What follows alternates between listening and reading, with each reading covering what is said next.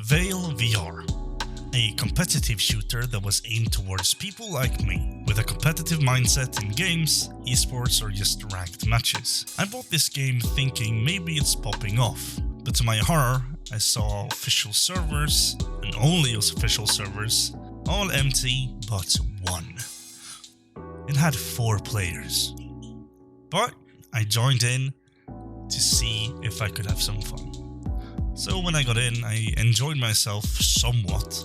The weapon handling, in my opinion, wasn't really up to par with other shooters. Sure, it was very stable, but the lineup of the controllers was pretty off, in my opinion. It didn't feel good. Sure, different games does it different, but Contractors and Pavlov are different to one another, but it's not that different to the point where it's uncomfortable. But the biggest problem with Vail isn't how the gun sounds, it isn't how the gun feels. The biggest problem is the players. No, not that they're toxic or anything, but that there are no players. I played in the morning, that might be the case why no one was playing, but that's kinda bad in a way, because I want to be able to hop on a game whenever I want, like 3 AM. There are a bunch of servers on other games at 3 AM, like Pavlov and Contractors. There's just no players. There is also another issue that's more about Steam rather than the game itself. When you purchase games on Steam,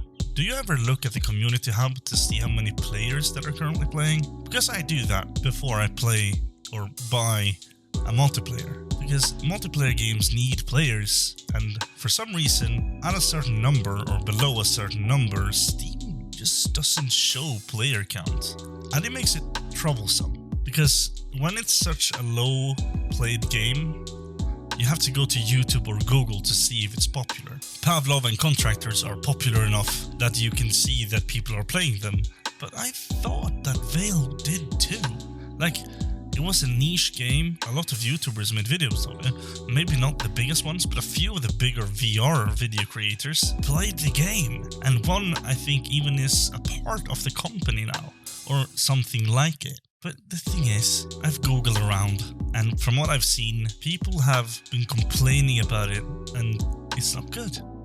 People doesn't seem to like the player models, the game is too basic, it doesn't look interesting, and that there is no identity to the game. When you force a game to be competitive and don't think about making it fun for everyone, that is when it fails. Riot is great at getting games into the esports scene, because they do it right. They make the game fun and tactical, but they also have a player base that they can lean on. They can risk the money. They can do things other companies can't. So for a VR shooter to become really big, I think that a big company has to make it. Vail doesn't really improve on what is already out there. The whole idea of it being competitive, in my mind, is already false. Because in my opinion, it's not really competitive if there is no ranking system. Sure, you could potentially compete in the game at LAN parties or LANs, or if you set up your own competition, but without matchmaking or ranks, then there is nothing really competitive about it. It's just casual randoms who just play the game without tactics, kind of defeating the purpose of it being competitive and having tactical elements. Because I played other shooters that are basically Counter-Strike, like Pavlov. I played on Counter-Strike maps, but no one seems to try and attempt to do the CSGO strats on those maps, because it's casual. There is no rank tied to how you play. So Pavlov at this point isn't competitive in that sense either. Counter-Strike used to not be competitive in that sense, except for third-party communities who either had ranks or just player clan wars where you could technically rate yourself, go up against people, and then you decide if you are better than the opponents, and eventually might rank yourself up to be like, it doesn't really matter what you say you are yourself, except for who you go up against. And if you were like, yeah, I'm gonna be silver, or low, mid-tier, or high-tier, and then you're gonna go up against someone who's high-tier and they just donk you down to where you realize that, yeah, that's probably not what we should search for. And that's just how it is. I don't think Vail is a bad game. I don't think the company has any ill intent when it comes to this game. It was fun, but I can't spend my money on a game that nobody's playing. Sure, I'm part of the problem in that sense, but technically not. Is it my bad that no one plays the game? Is it my fault? No, it's technically no one's fault. But it's just that the game just isn't eye-catching enough for the players that they want, or other players for that matter.